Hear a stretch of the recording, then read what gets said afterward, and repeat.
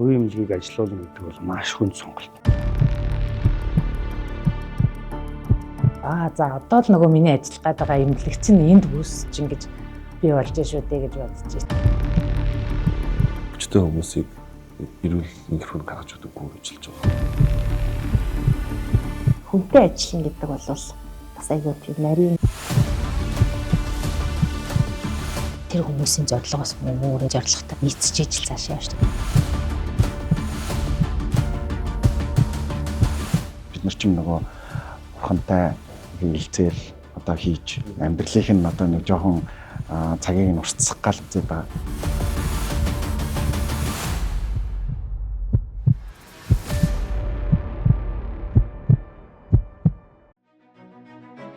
Одоогоос 11 жилийн өмнө Монгол улсын эрүүл мэндийн салбарт тулгамдсан асуудал ихтэй, хүн ардын өвчлөл өндөр, улсдаа эмчлэгдэх боломжгүй эмчилгээнээс болж өндөр хөгжилтэй улс орн руу зорчих хүмүүсийн урсгал их байсан үе.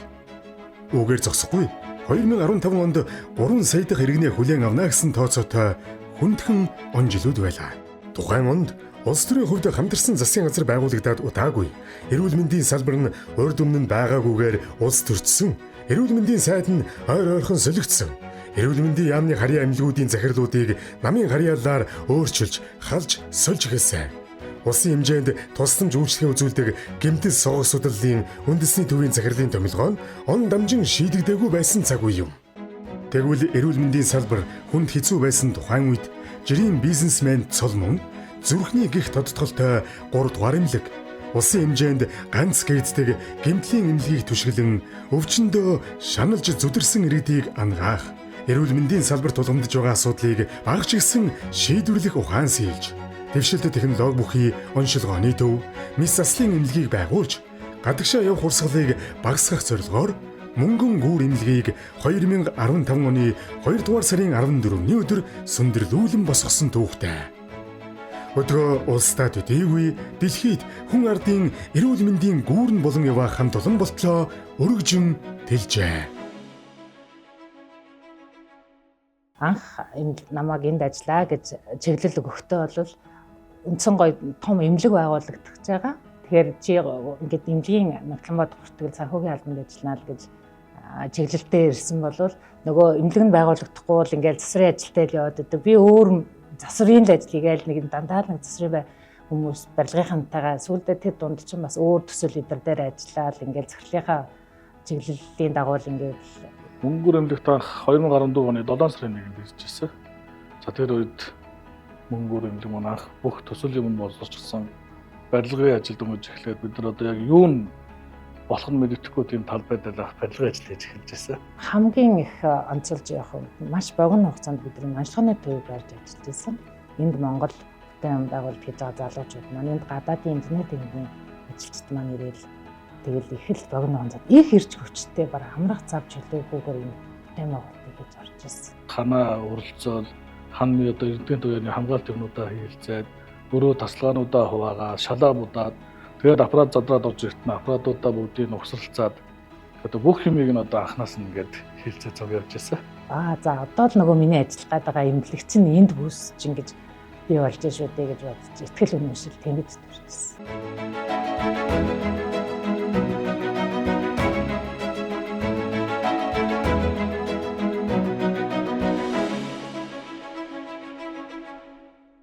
Анх мөнгөнгөр эмнэлэгч нь төрхийн эмнэлэг болгочихсон.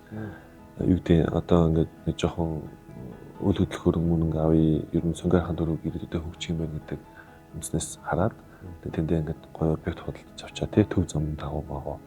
Тэгэхээр сургууль болоод юм уу, цэцэрлэг болоод юм уу, офис болоод юм уу ингээд бодож ирсэн. За ер нь энэ хэвцээ ингээд эмнэлэг байвал дээр юм байна. Яг тэр үед чинь юу гэдэг 2014 онд чинь төрх эмнэлэг ингээд асуудал шийдэгдэх байсан. Тэгээд яг 3 гал гарч ирсэн, интернет гарч ирсэн тий. Тэгэл бид нар завьж байгаа төрх эмнэлгийн асуудлаар гайхуулчлаа. Анх бол үү. Манай манай хамгийн баг дүү төрөхөд төрөх оролдохгүй годомжинд төрн коридор төрн гэсэн тий. Тэр шиг л ингээл баахан гүйж албуу юм болчихсон. Тэгэхэд л яг амлалт өгсөн биш өөртөө. За би яг энэ асуудлыг шийднэ гэдэг хийж юм болохгүй гэл. Тэгэл нөгөө нэг төр хэмлэгээ болгон гэж чичрээл яваал ихлэхсэн юм нартай ингээл тохирол бүх ингээл гаргалгаа тий. Мундад сайн хүмүүс хийжсэн чинь ер нь гурван гал гарсан, тэмээд гарсан. Тэгэнгүүт нь за энэ ингээд бас арай гай болчихлоо. Одоо яах вэ гэл. Тэгсэн чинь яг танай энэ хойно чинь гимтлийн имлэг гэдэг юм биш тийм. Тэгээ яасан гэсэн чинь нөгөөх нь очихлаар нэг гадны зочдын ороод ингээд үзэхлээр дайм болж байгаа орон шиг байна гэдэг байхгүй. Одоо нэг сид мэглийг тэгэл бөө ингээл хотголгоо болсон, сүлдсэн, сүлдсэн тий. Тэгэл нэг хүндээсээ хөнгө бүгд ирдэг. Тэгэл ер нь за нэг юм имлэг болох хэрэгтэй байна гэл. Тэгээ өнгөө чинь имлэгийн төр шилжил явуулсан байхгүй. Бизнесийн салбарт бол маш амжилттай ажиллаж байгаад анх тэр мөнгөөр имлэгийн барилгыг бол дуудлага худалдаага худалдаж аваад тэгээд энийг бол ер нь имлэг болох зорилттой бүхэл өөрийнхөө байчилж энэ имлэгийг бол анх үүсгэн байгуулсан юм аа. Тухайн үед бол одоо гэмтэл сонгохын чиглэлээр байхад бол одоо Монгол улсад бол одоо энэ Ямра янз бүрийн одоо энэ компьютер онцлогоонууд бол байгаагүй. Энэ бүхнийг л анх оруулж ирнэ гэж оруулж нэвтрүүлэх гэж бүхэл өөрийнхөө энийг зориулсан да.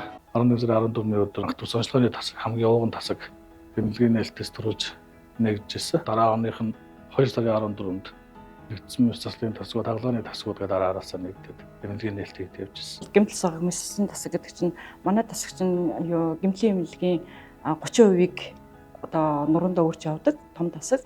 Энэ хэмнэлгийн бол ууган тасаг. 2017 онд манай мэслийн нэгдсэн тасаг маань яг энэ тасгийн зохион байгуулалт болж яг үүсгэн байгуулагдсан. Энэ үед яг тоосгоноос нэгдэг шиг л яг мэслийнхаа тасгийг ор дээр өрөө таслаа. За тэгээд тоноо төхөөрөмж бүх юмудаа хангах 24 цагийн тасралтгүй зөвхөн мэслийн тусламж үйлчилгээ гэж. Манайх тухайн үед бол тэрнээс өмнө юу байсан л да. Яралтай тусламж, гэмтлийн тусламж үйлчилгээ бол 24 цагаараа үзүүлж ирсэн. Гэхдээ тухайн үедээ бол 24 цаг гэхээс илүү оройн цагаар ирээд байдаг. Шөнийн цагаар биш, оройн цагаар үзүүлдэг байсан.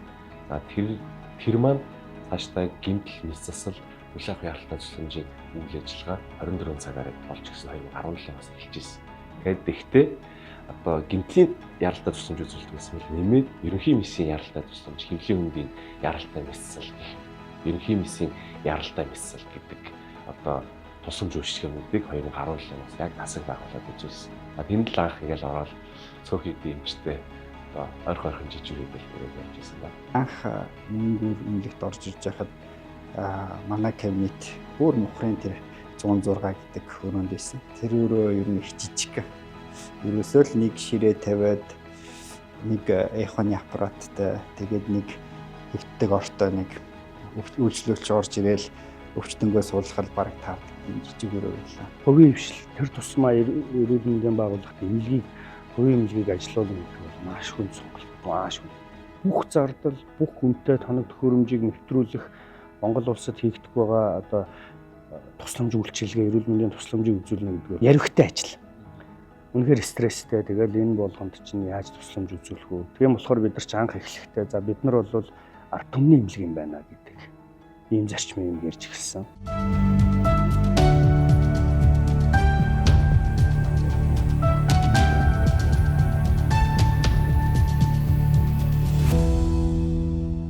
Мөнгө гэдэг утга нь одоо юу гэдэг сайн сайхан гүүрлэлээр юм нэг холбоос болж иж идэг тий. Өчтөн хүмүүсийг эрүүл инхрүүн гаргаж өгдөггүй. Эмч өвчтний ар гэр те бүгдээрээ л ингэж хамтарч жиж болвол тэр өвчнийг тийм үү эмчлэх эрүүлжих тал дээр бол үр дүнтэй байна гэж би бол боддог. Хүнтэй ажиллана гэдэг бол бас айгүй тийм нарийн одоо яг цаг үед манай сүүлэгч мэргэжил, нэлийн мэргэжилтний одоо хүний нөөцийн асуудал хүнд байгаа, ер нь бол асуудалтай байгаа гэдгийг бол хүмүүс л мэдж байгаа тийм.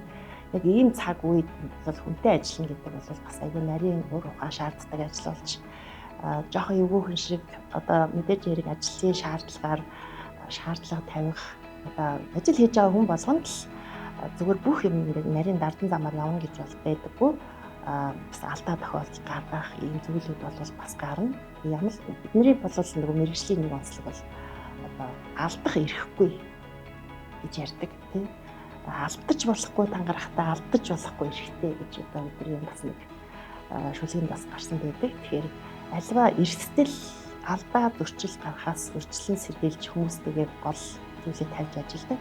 За зөвхөн ажил гэдэг хасаа илүүтэйгээр нөгөө хүмүүстэйгээ одоо хүн болгоны бодгол одоо амьдрал ахуй тий одоо зарим зүйлтэй бол нарийн бас биш гэсэн ерөнхийд нь ойлгодог, мэддэг, мэдэрдэг тэднэртэйгээ ингээд өөрийнхөө одоо хүүхд шиг өөрийнхөө дүүнер шиг байдлаар зарим үед нь одоо ямар тусламж дэмжлэг байна яах вэ гэхүү одоо зарим үед аргадах зарим үед одоо загнах зүйл байсан ч гэсэн тий одоо аль болохоор л нөгөө хүнийхээ одоо арга барилыг болж ажиллахад л хамгийн гол анхаарлаа чиглүүлдэг дээ. Эм гэдэг чинь өөрөө тухайн хүний одоо амь настай шууд холбоотой байдаг. Бие махбодороо ордог. Тэгэхээр маш их өндөр хариуцлагыг авч ажилладаг учраас бид хэд бол байнгын одоо өндөр түвшинд хямгай ажиллахыг бол шаарддаг.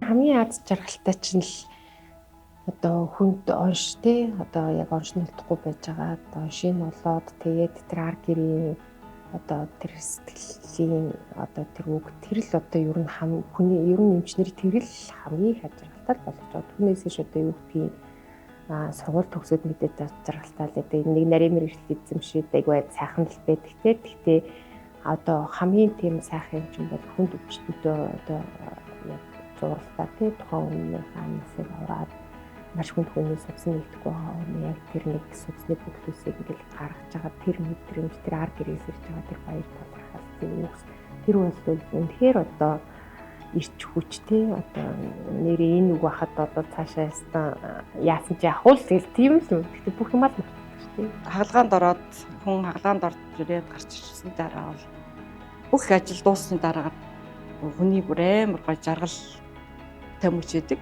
Тэгэл бид ингээ хоорондоо ярилцаж суугаал 5 минут гоё гүнзгий амсгаа аваад цөмөрө нэг кофе уугаал тэрүүгээр амар баг өнөөдөр бид нар ийм юм харж гарлаа тэгээд тасгийнхаа баг хамт толгой ярилцаж суухдаа хамгийн их жаргалтай болж байдаг. Үйлчлүүлэгчд маань хагалгаа хэлгээл 2 сарын дараа бүгд л хам сайт баярлалаа амчаа гээл. За хөлтөнд шарах үүссэн нөгөө шархны одоо олон жил 2-3 жилч болсон хүмүүс байж байна. Энэ хүмүүсийн шархны хагалгаа хэлгээл хаалгаа нэмлээс гарах үед одоо шархлаа шүүс гараад байсан багассан байна. Тэгэхээр тэр хүмүүст бол одоо амьдралын чанар бэлгэлж байгаа юм.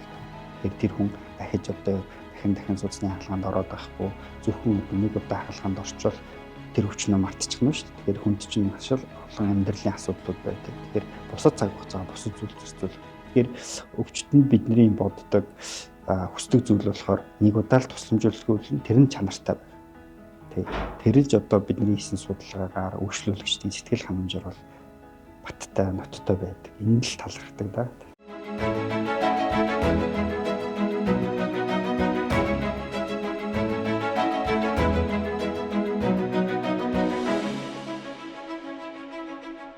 Монгол улсын хэмжээнд одоо хийгддэггүй олон үйлчилгээ байна л да. Одоо манайх бол бөөрийн дутагдaltaй гэдэг энэ судсыг бэлтгэх мэс засал хөвлийн хөндийн одоо диализ гэж мэдэн шүү дээ. Одоо бөөрийн дутагдaltaй хүмүүс диализд орж идэг.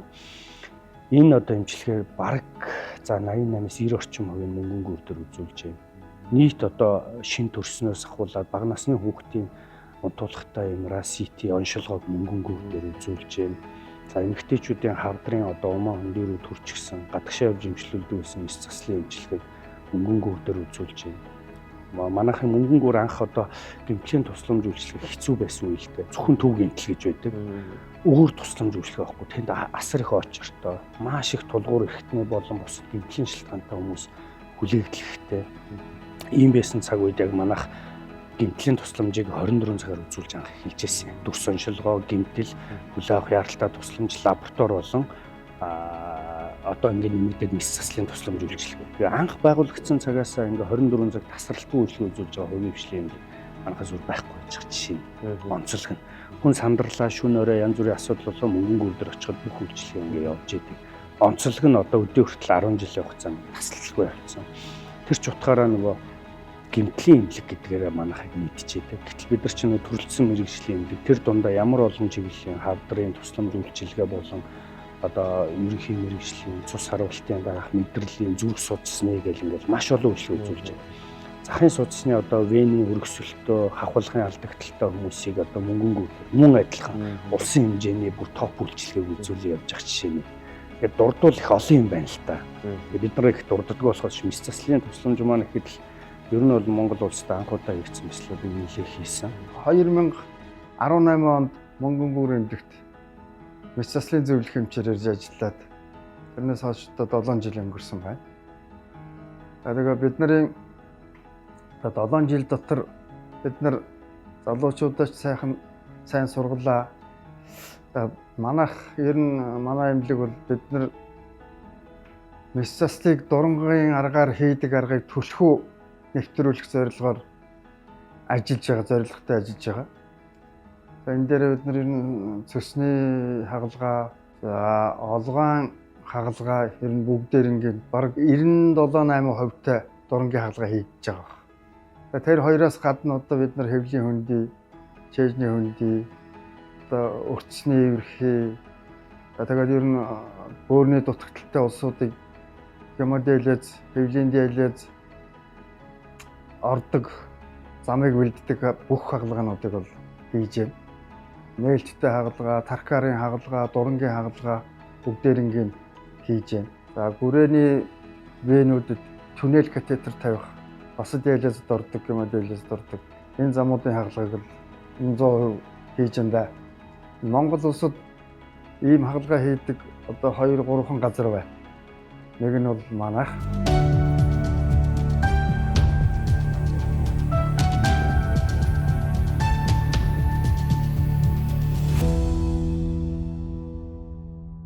Нийлж одоо өдөртөө 1-2 хүн үзэгдээл явж исэн бол тэгээд нөгөө чанартай байдал, эрүүл мэндийн сайн тусламж үйлчлэг үзүүлж байгаа учраас өдрөөс өдөрт үйлчлүүлэгч маань олон болсоо Монгол улсдаа одоо цуцны бүдүүрлийн хагалгаагаар бол бараг 2 зэгсэж байгаа статистикээр. Тэгэхээр анх одоо Мөнгөнгүүр эмнэлгийн хаалгыг тогшоол орж ирж явах үедээ харьцуулахад бол олон танигдсан. За тэгээд үйлчлэгээ маань ч гэсэн хүртэн хэмжтэй, чанартай олон хүнд хүрсэн. Кабинет болол явж байна. Манай дотор мэдрэлийн тасаг нь бол 2015 онд байгуулагдсан Мөнгөнгүүр эмнэлгийн ууган тасгуудын бол нэг байгаа. За тэгээд манай тасаг нь одоогоор 15 ажилтнтай болсон. Өвдөн эмчлүүлэгчийн орны тоо бол 21 байгаа. За нийт дотрын 2 эмч, мэдрэлийн 2 эмч, нэг зөвлөгч эмчийн бүрэлдэхүүнтэй, ахлах совилогч 1, ээлжийн совилогч 8, үйлчлэгч 2, туслах совилогч 1 гэсэн бүрэлдэхүүнтэй бол үйл ажиллагаа явуулж байгаа. За манай тасаг бол жилд ер нь сүүлийн жилүүдэд бол 750-аас 1000 орчим үйлчлүүлэгчтэй бол жилдээ бол хэвтэн эмчлүүлдэг. За дотрын хүчний бүх төрлөөр мэдрэлийн эмгэгүүдийн бүх чиглэлээр бол тусламж үйлчилгээг бол хүргэж байгаа. За ингээд эмнэлгийн тусламж үйлчилгээ, тэгээ сувилгаан онцлогоо, асаргаан сувилгааны хайжуугаар бас эрүүл мэндийн боловсрал болгох, өвчнөөс урьдчилан сэргийлэх, цаашдаа дахин одоо эмчийн хяналтанд байх зэрэг үйл ажиллагаануудыг бол хийдгээ.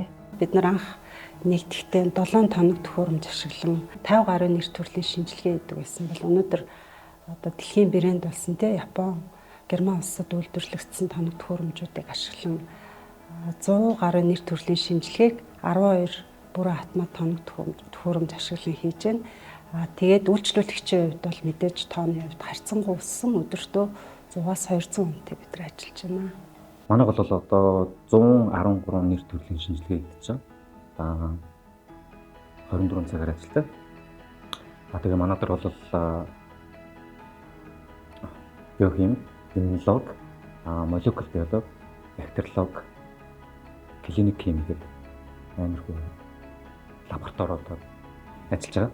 Манай бол 2015-наас SMIX гэдэг Азтай номер 1 ордог брендийн тоног төхөөрөмжийг ашигладаг. Бас мөн Германы Roche гэдэг компани тоног төхөөрөмжийг ашигладаг. Тэгэхээр бол манайх бол ерөнхийдөө дэлхийн хөгжилтэй бол энэ зэрэгцээд хоцроогүй явж байгаа гэсэн. Тэгэхээр бол манай лаборатори бол орчин үеийн дэвшилттэй технологиг ашиглаад шинжилгээ онцлогоо бол үнэн бодиттой хурдан шуурхаа гаргаж өгöd одоо ажилтдаг юм лаборатори байгаа маа. Монгол улсын ISO нэвтрүүлсэн 29 дэх лаборатори манай лаборатори болж байна. Зүрх судасны эмчийн үйлсгээс ахуулаад тэгээд зүрхний захиамжлалын зүрхний хаяг хооллын за 24 цагийн бичлэг тэгээд зүрхний бичлэг 24 цагийн даралтны бичлэг. За тэгээд манайх бас зүрх судасны эмчнэр ямар төвлөрөөр тусламж үйлчлэг үзүүлдэг бид нар бол одоо тэр төвшинт бүгдийг үзүүлээ явж байгаа. Хүний биеийн хамгийн чухал эрхтэн бол зүрх гэдэг. Үүнтэй адил эрүүл мэндийн байгууллагын зүрх нь эмч, сувилагч, үйлчлэгч гээд тухайн байгууллагын ажилчид байдаг.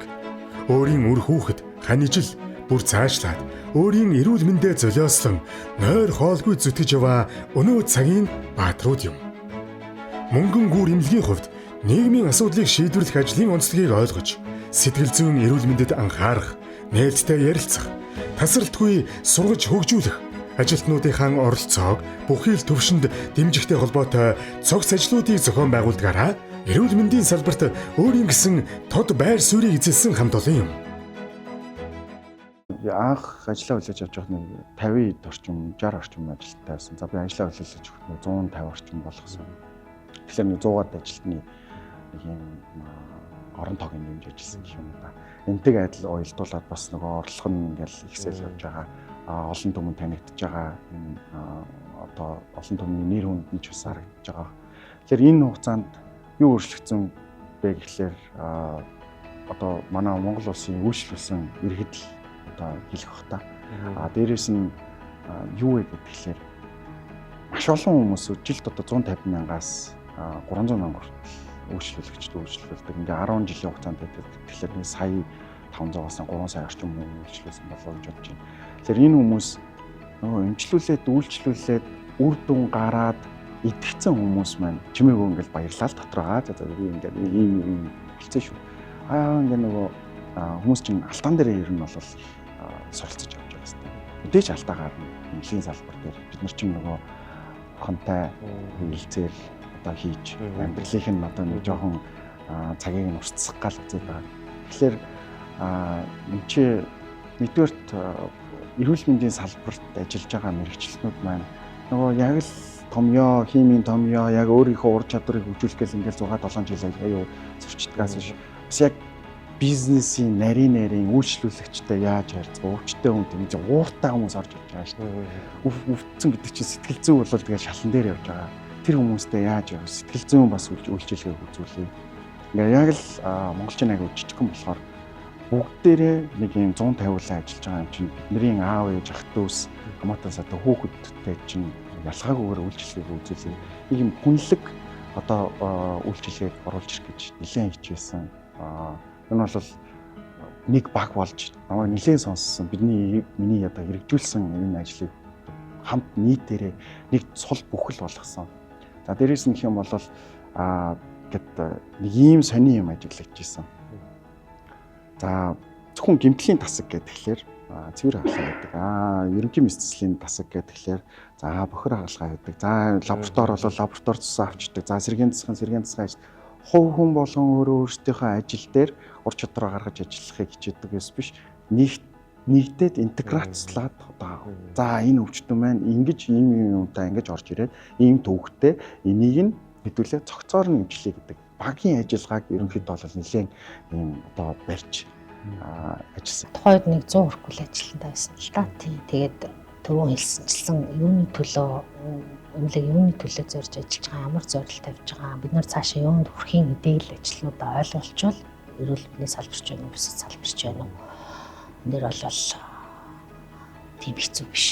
Тэхийн тулд бас хүмүүстээ маш их тулж шүү. Одоо ялангуяа тэр эмч сувлагч яг энэ чиглэлээр ажиллаж байгаа хүмүүсээ маш их ойлгох хэрэгтэй. Тэдрийг бас яагаад энэний төлөө явах хэрэгтэй. Тэр хүмүүсийн зорилгоос өөрийн ерөнхий зорилготой нийцэж байгаатай л одоо нийцэж ижил цаашаа явж та тэрийг л ойлгох. За дээрэс нь тэр чинь хүмүүстэй хүн ялангуяа олон эмэгтэй хүмүүс ажилтдаг. Энэ нөхцөлд бол тэдний яг хүмүүсээ ойлгох хүний нөөцийн зөв бодлого хэрэгтэй. Өөр юм л бол маш олон одоо хүний нөөцийн хөтөлбөрөд хэрэгжүүлдэг. Ажилтан сэтгэл тайван, сэтгэл одоо амар ажилтаа дуртай байлгах хамгийн гол үндэс нь бол ажилтны сэтгэл ханамж байх ёстой гэж харж байгаа. Үйлчлүүлэгчтэй сэтгэл ханамжтай үйлчлүүлэгчдийг эрэг сайн хуваар амсгалтай үйлчлэгээ үзүүлэхийн тулд ажилтнаа бид нар кэрлэх ёстой тий. Ажилтан сэтгэл өндөр, сэтгэл сайхан байж иж одоо үйлчлүүлэгчид тэр хэрэгээрээ одоо эмнэлгийн тусламж үйлчлэгээ чанартай хүртэмжтэй үзүүлнэ гэж харж байгаа. Ажилтнуудаа чиглэсэн маш олон зүйлүүдийг нийгмийн асуудлын шийдвэрлсэн байдлаар олон зүйлүүдийг одоо хийж хэрэгжүүлж ажиллаж байгаа. Тэрний хамгийн томоохон зүйлүүдээс гэх юм бол бид нар түрээсийн орон сууц гэдэг хөтөлбөрийг хэрэгжүүлж байгаа. Тэгээ энэ маань яа гэм гэхээр гэр нь одоо хол байдаг ч гэдэм үү, тэгээ түрээсийн байр сууцнд амьдардаг ажилтнуудаа бас арга гэртээ сэтгэл тайван одоо ажил санаа зовхгүйгээр тайван ажиллах нөхцөлийг нь бүрдүүлэх зорилгоор түрээсийн орон сууц хөтөлбөрийг сувилагч тусгай мэрэгчлэлтнүүдэд чиглэсэн байдлаар зохион байгуулалт ирсэн. За энэ нийтдээ ер нь бол 20 орчим одоо цэвэрлэгч тусгай мэрэгчлэлтнүүд маань хамрагдаад амжилттай хэрэгжээд байгаа. Ингээд 3 дахь жилдээ явж байгаа. Цаашид бид нар энэ хүү одоо түрээсийн орон сууц хөтөлбөрөөр улам өргөжүүлж олон ажилтнуудыг бас хамруулах боломж нөхцлөөр хангаж ажиллана гэж бас бодож байгаа. Дээрээс нь бид нар зундаа одоо ажилтнуудаа үр хөвгтдээ ээж аавтай агаар салхинд одоо туслан хөтөлбөр хэрэгжүүлээд агаар салхинд гаргах үүднээс одоо эмжи туслан гэдэг хөтөлбөрийг хэрэгжүүлдэг. Тэр маань одоо горих тэрэлжийн бүс нутагт байрладаг одоо 10 айлын туслан манай мөнгөр эмнэлгийн туслангийн байр байдаг. Тийшээгээ ажилчдаа гаргадаг, тасаг нэгжээрээ одоо дотроо зохион байгуулалтаа хийгээд явдаг. Бас нэг юм үйл ажиллагаанууд зохион байгуулагдаж байдаг. Эмнэлгийн салбарт ажиллаж байгаа хүмүүсийн бас нэг бол зөвхөн одоо ажиллаа хийхээс гадна нөгөө байгууллагын үйл ажиллагаанд миний оролцоо байгаа гэдгийг мэдрэх аюул чухал.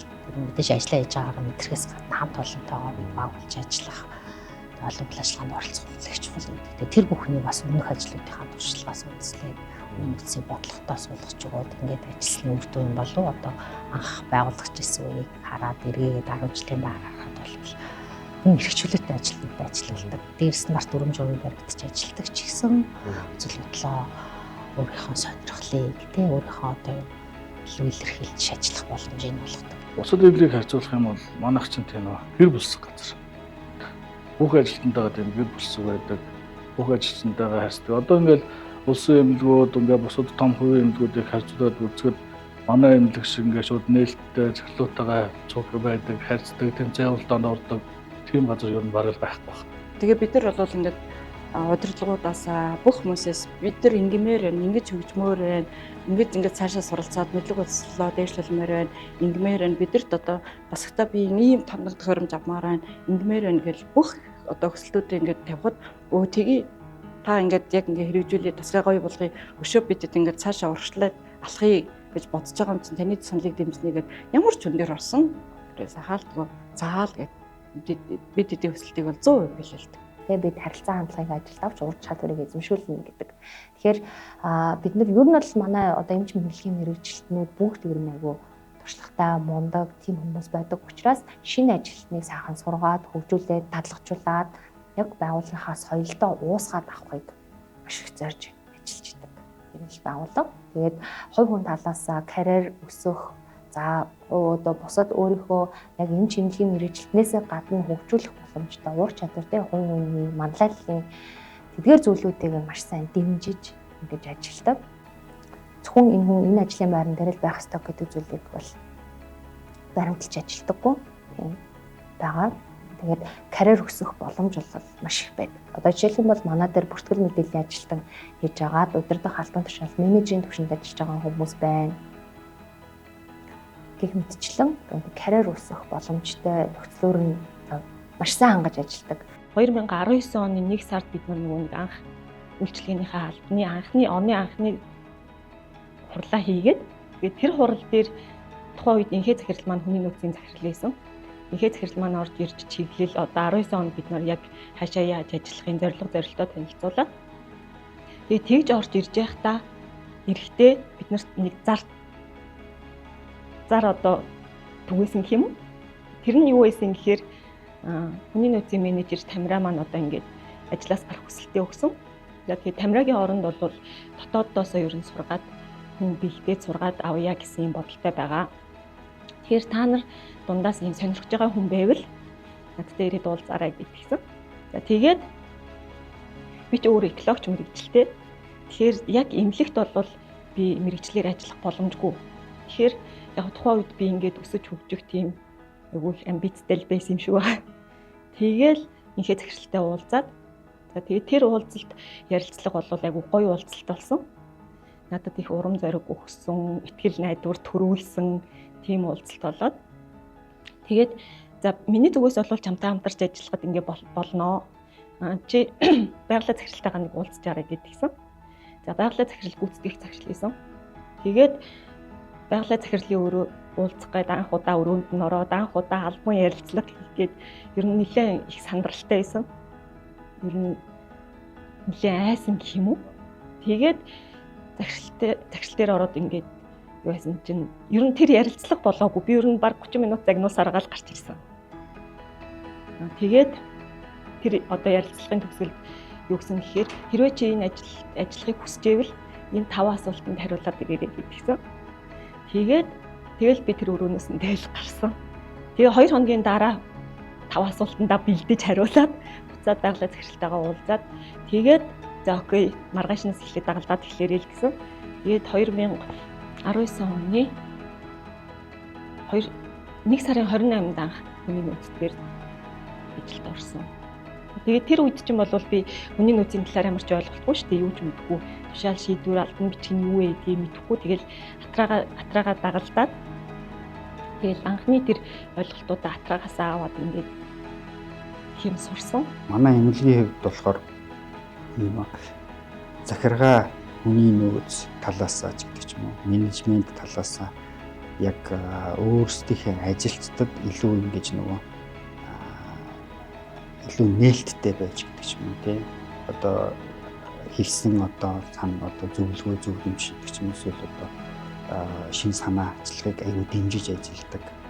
За тэгээд нөгөө бүхэл ямар ч одоо хүн чинь одоо бүгдийг ихнээсээ сурсан мэдсэн юм байхгүй шүү. Тэгэхээр нөгөө бүх хамт олон одоо анханасаа сурж байгаа хүнд аюу илгэсэг одоо бүгд л чадвар чинээгээрээ тусалдаг тийм одоо хүн болгоно яг тийм нэг зан чанарыг өөртөө нэг авуулаа сурцсан байдаг юм лээ. Тэгэхээр энэ нь бол мэдээж одоо байгуулгын соёл юм уу эсвэл нөгөө захиргаа хүний нөөц нь яг тийм зүйлийг цогцлооцсон юм шиг байна. Тэр нь одоо ажиллаж байгаа бид нарт аюу хэрэгтэй юм байна. Эрүүл мэндийн салбарт ажиллаж байгаа хүний нөөц эмч сувилагч нар гэдэг бол яалтчгүй ур чадвартай, маш мэдрэмжтэй, хүний төлөө одоо чармалтаа гаргаж ажиллаж байдаг үед бол тэд нарыг тав тухтай ажилуулах, доктортой ажилуулах, тэдний асуудлыг ойлгох, одоо нийгмийн асуудлыг шийдвэрлэх энэ ажил бол маш чухал байдаг. Тийм ч учраас мөнгөөр эмнэлэг 10 жилийн хугацаанд ерөөсөө л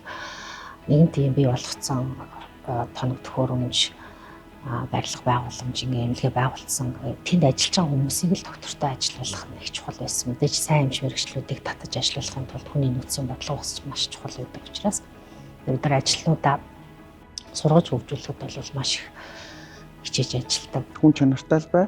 Харилцаан дээр бид нар алдахгүй байх хэрэгтэй. Манай монголчин аман одоо маркетинг. Манай ээжүүд чинь ярьдаг шүү дээ. Сайхан сууж байгаа. За энэ юмнууд тийчээ гоё үйлчлэгнүүд байна. Энэ дээрээс бид нар одоо үнэлтэд тавьж байгаа. Хүмүүс чинь ингээд ер нь хараад дүгнэж байхад бол монголчууд ч ерөөсөө бие биенийхээ дандаа амаар байдаг шүү дээ. Би мөнгө эмнэлэгт очиод тийм хагалганд ороод өсөө сайхан болж гарсан шүү. Ер нь тэр эмнэлгийн тэр эмч сувилагч ер нь бол асар сувилагч нь харьцаа хандлага сайтай, маш түргэн сургаа үйлчлдэг. Ерөөсөө хүнийг ингээд ямар ч юм чирэгдэлгүй цаг хугацаа алдагддаг үйлчлдэг. Тэгэхээр бид тэр мөнгө эмнэлэгт ороод хагалганд ороод 7 хоногийн дараа ийм сайхан болсон шүү гэдэг. Монголчууд ч ерөөсөө нөгөө бие биенийхээ амнаас ингээд мэддэг сонсдог мэддэг болсон учраас манай эмнэлгийг бол төвггүй хэн шиг мэдээд ирдэг шүү дээ.